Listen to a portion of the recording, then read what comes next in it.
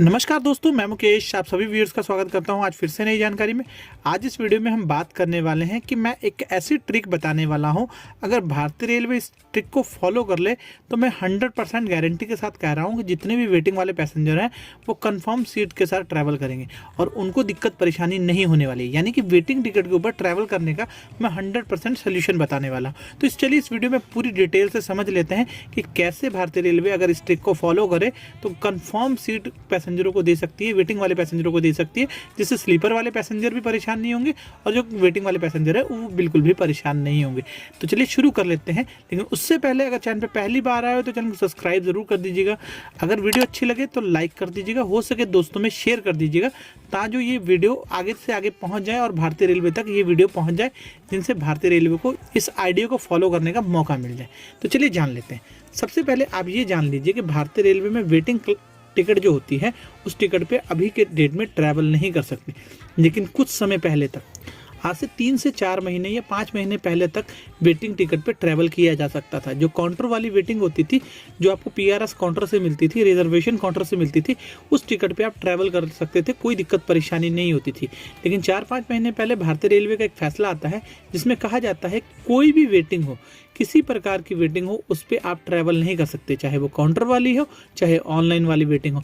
दोनों टिकटों को रद्द माना जाएगा और आपसे फाइन भी वसूला जाएगा और आपको अगले स्टेशन पे उतार भी दिया जाएगा। यानी ये भारतीय रेलवे का फैसला आया था जिस पे वेटिंग टिकट पे ट्रैवल करना अलाउ नहीं था। ये बहुत बड़ी बात थी, लेकिन इस चीज़ पे कितना अमल हुआ ये आप भी जानते हैं और हम भी जानते हैं। आज की डेट में भी जितनी स्लीपर क्लासेस के कोचेज़ हैं, जितनी भी ट्रेनों में स्लीपर क्लासेस के कोचेज़ हैं, उन ट्रेनों में ठसाठस भीड़ जा रही है।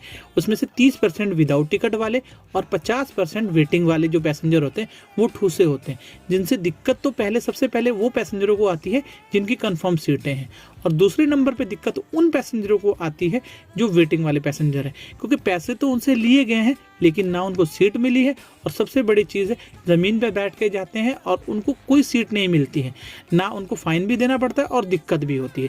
और फेस्टिवल के समय में ये गिनती बहुत ज़्यादा होती है वेटिंग वाले पैसेंजरों की।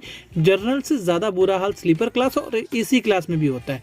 इसकी वजह से मैं इस वीडियो में पूरा सोल्यूशन बताने वाला हूँ, जिसे भारतीय रेलवे अगर फॉलो करे तो मैं कह रहा हूँ कि 100% वेटिंग वाले पैसेंजरों को फ़ायदा होने वाला है। तो क्या है वो ट्रिक, इस वीडियो में पूरी डिटेल में जानते हैं, लेकिन एंड तक ज़रूर देखिएगा इस वीडियो को, मैं लास्ट तक वो ट्रिक बताने वाला हूँ। तो मैं बता देता हूँ, स्किप मत कीजिएगा क्योंकि बिल्कुल ही इंपॉर्टेंट पार्ट है बीच में जो होने वाला है। सबसे पहला सोल्यूशन क्या होना चाहिए, भारतीय रेलवे जितनी भी वेटिंग टिकट करता है एक लिमिटेशन कर दे, जैसे 100-200 हर ट्रेन में लिमिटेशन के साथ वेटिंग टिकट दी जाए। 100 नंबर या 150 नंबर या 200 नंबर तक ही वेटिंग दी जाए, 250 नंबर तक वेटिंग दी जाए। लेकिन उसके ऊपर क्या करना है भारतीय रेलवे ने, जितने भी वेटिंग वाले हैं उनको कंफर्म सीट दी जाए। जी हाँ, कंफर्म सीट दी जाए, वो भी कंफर्म। कैसे? तो जो वेटिंग वाले पैसेंजर हो उनके लिए एक्स्ट्रा कोचेज़ लगाए जाए। मैं स्लीपर क्लास के कोचेज़ की बात नहीं कर रहा हूँ, जनरल क्लास 2S क्लासेस के कोचेज़ लगाए जाएँ।